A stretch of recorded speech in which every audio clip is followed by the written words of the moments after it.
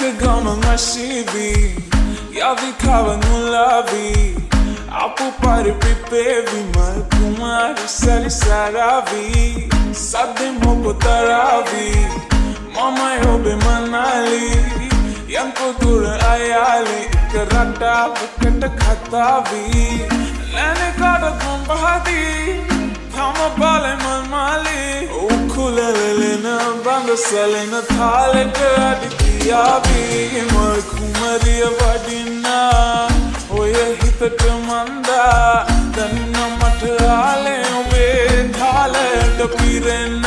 සුන්දර හිතට හඳා